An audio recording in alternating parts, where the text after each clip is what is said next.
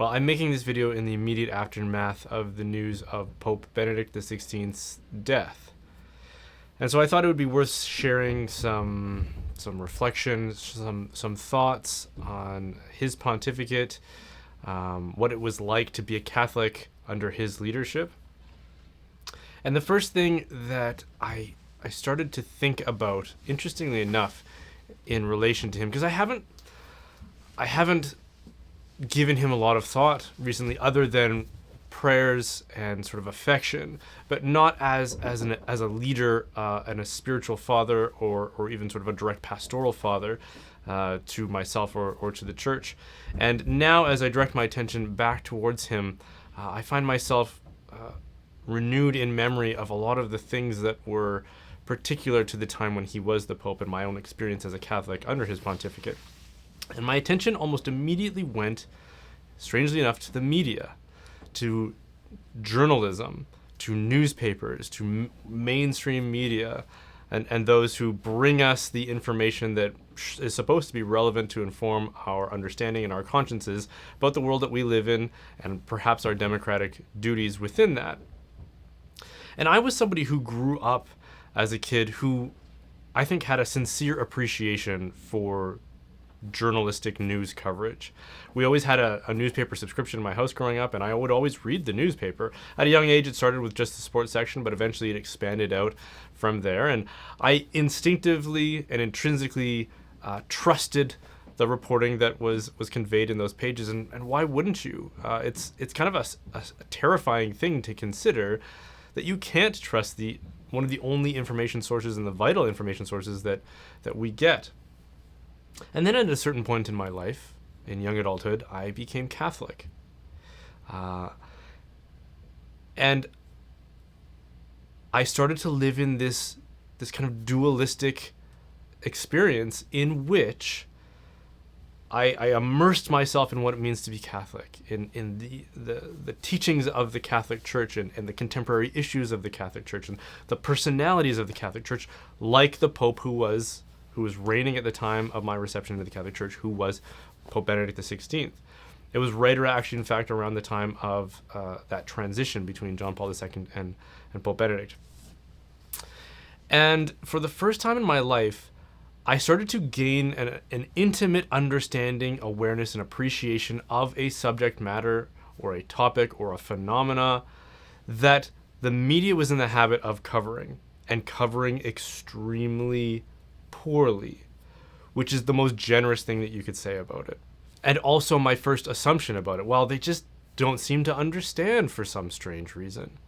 But the longer this went on, the longer and the more immersed I became in this new Catholic faith that I had adopted, the more encyclicals I had read by this person, Benedict XVI, and also books and articles and other things I had read by him as Cardinal Ratzinger, the more I listened to him speak at general audiences, the more I read interviews that he had allowed, the more I developed a picture based on my own research of a man who was of a certain character, of a certain temperament, of a certain attitude, and of a certain creed. And then this portrait that kept on being pushed in the media, which wasn't just wrong, but frankly the exact opposite of the real man. And the longer that persisted, the more I had to start to ascribe malicious intent to what the media was doing. And that's a really hard thing. It's a hard conclusion to draw for somebody who has in the past showed so much appreciation, as I had, towards journalistic coverage for the information that I valued and wanted to know about.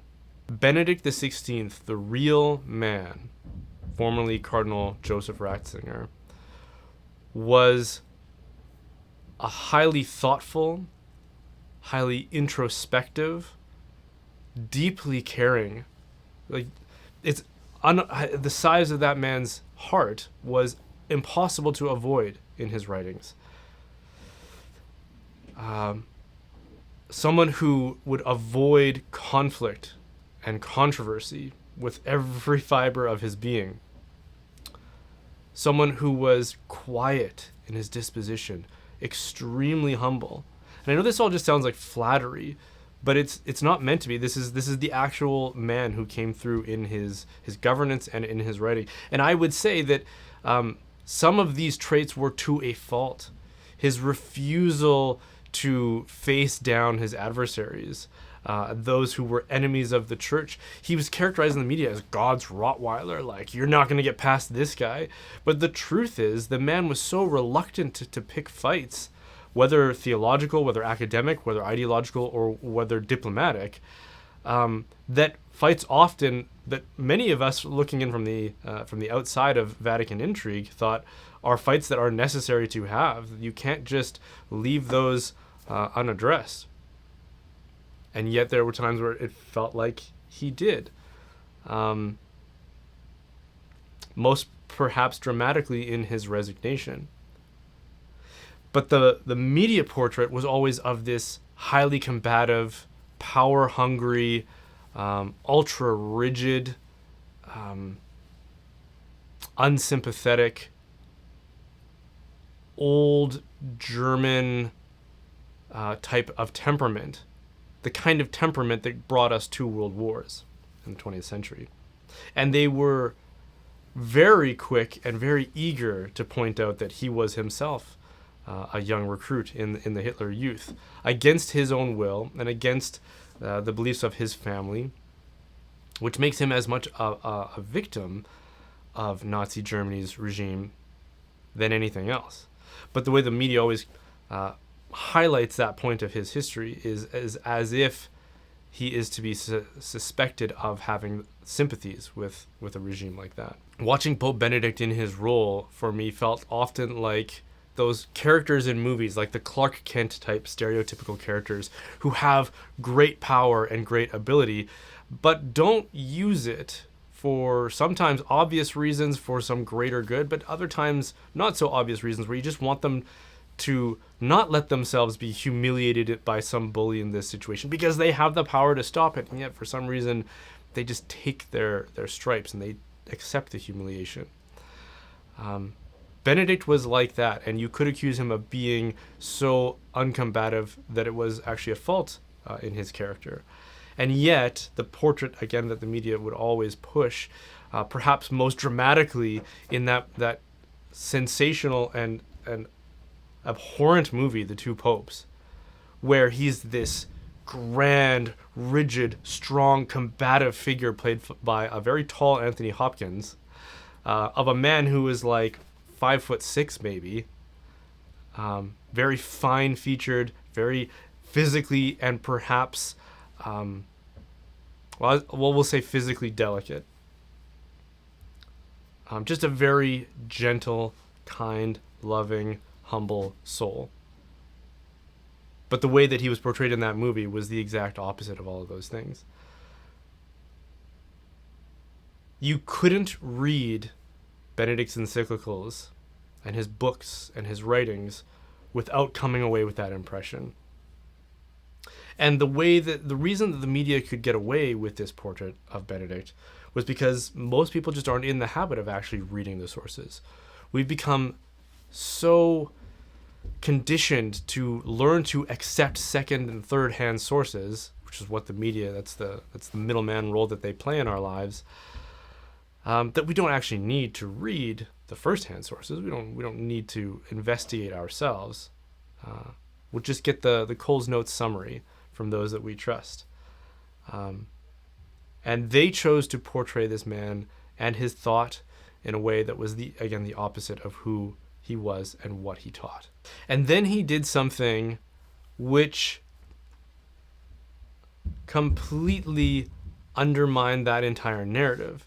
If this was a man who was so eager to fight the forces that opposed him and his rigid, narrow ideology, the last thing that this sort of tyrannical temperament would do in a position of power is relinquish that power. Especially to just anyone. He didn't appoint his successor. He couldn't line up who was going to be the next pope. It was entirely up to other parties, which, if he was so power hungry, is the kind of thing that he simply would not have done. Name me a dictator in the history of the modern world who has done something like that. I can't think of one myself. Maybe you're more historically literate than I am, and you can.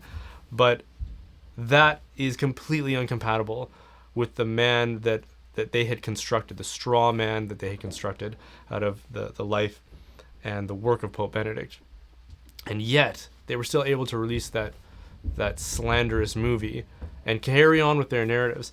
And it's funny because I had forgotten what it was like to be subjected to that day in and day out, that kind of media coverage, up until he died. And suddenly the commentaries, the opinion columns, and the reporters were now directing their attention back at the man, and they're already starting to pick away at trying to form what they think his legacy should be. And I'm reminded of what that time was like, and how wrong they were and still are already. I'm seeing just countless columns that are completely wrong, both in Catholic media and in secular media. Now, I would consider it a bold and almost arrogant thing to do to try to claim what I think that his legacy should be. I've described a little bit of what I think of the man. I think he was brilliant. I think he was humble, because his brilliance was never on full display. There's moments where you get glimpses of it, and it's staggering. It throws you back. But if you read his encyclicals and heard his lectures and read his interviews, he was always condescending in the gentlest and most loving way towards those of us who are not nearly as brilliant as he was. I think he was a man of true faith, a man who sincerely loved God, loved the church, loved the people that he was, in some respects, forced to pastor. A very strong indication of the kind of man he was, and how reluctant he was to assume the reins of power and governance within the church, comes in that series of books that were published as book-length interviews by Peter Seewald, I think his name was. He was a German journalist who somehow was given insider access to Cardinal Ratzinger and Pope Benedict. And in the last one, I think it was called The Final Word or something like that, there was this theme that kept emerging throughout the narrative of that book, as he is something of a memoir, as he recollects certain periods of his life.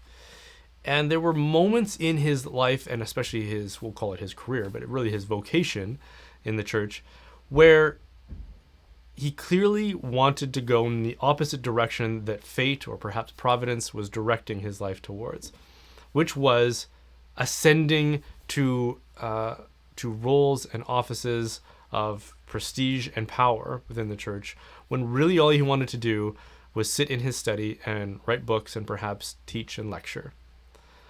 And there were moments where he deliberately tried to resign these posts that he had been appointed, that he really obviously didn't want, whether it was as an archbishop, as a cardinal, as the head of the Congregation for the Doctrine of the Faith, as the man who had to go through the dossier of sexual abuse allegations against various clergy and bishops throughout the world, which he called, I think, his Friday penance or something like that. And then eventually as the Pope. There were several times where he tried to resign, where he offered his resignation. And John Paul II, St. John Paul II especially, routinely refused, and almost always added an encouraging note to that refusal, something to the effect of, God needs you, the church needs you, I need you, we need you, you can't resign, you cannot run away from what is often obviously an unpleasant role for a humble and holy person. And I read that admittedly with some resentment, because in the end, when there was no longer someone above him who would refuse his resignation, he resigned. And I can't help but feel like someone who was abandoned by someone who we needed. At the time, I remember thinking, okay, maybe there's a health problem. Maybe he just can't go on. In spite of the fact that we all witnessed the decline of health in Pope St. John Paul II, who up until the very end suffered very publicly and carried on in his role to the best of his abilities. And there was a serious profoundness in that public witness of suffering. But even in spite of that, I thought, okay, well, maybe there's good reason. And maybe there are still reasons that I don't know about, and it would be unfair for me to cast judgment. But as time has gone on, his retirement has lasted longer than his actual pontificate, which is a startling thing to realize, as I did somewhat recently. And things have not gone well in the church since then. Regardless of where you sit in the spectrum of ideologies that plague and wedge themselves into the church, I think we should all be able to admit that the church is more polarized, more divided, less able to carry out its mission, suffering from less vitality, less enthusiasm from the faithful to participate in the life and the mission of the church, and no further down the road of progress to addressing scandal and corruption in the church. And at the very least, it's hard not to wonder if he had just kept the seat warm and prevented some of the things that have happened in the church just by being there, just by occupying that throne of St. Peter. Maybe we could have avoided some of these things as a church. But I will admit that that's entirely speculative. That's me longing for and wanting a better season of the church, where we could just get on with doing the work that Christ commissioned the church to be doing. And so it's early days, and I don't think his legacy has been written. And now that attention has been directed back to him and his contribution to the world, I anticipate that there's going to be news, there's going to be revelations, there's going to be information that comes out in the successive months or maybe even years that dispel some of the confusion and ambiguity around this season of the life of the church, this history of the church.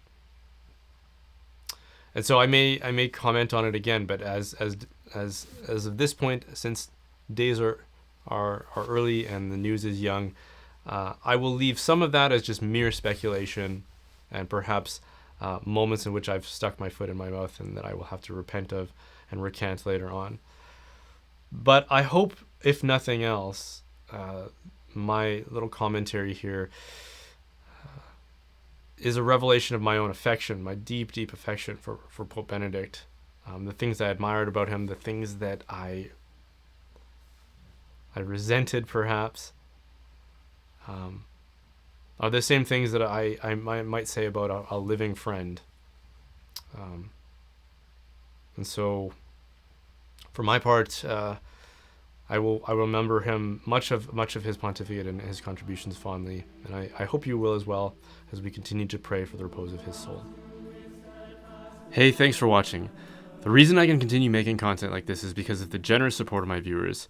If you are able to support the work I'm doing, there are a couple of ways you can do that: by donating through my website or by joining my online community, The Reinforcements. Both can be done by visiting brianholdsworth.ca, the .ca because that's how we intranet in Canada. And of course, don't forget to like and subscribe. And again, thanks for watching.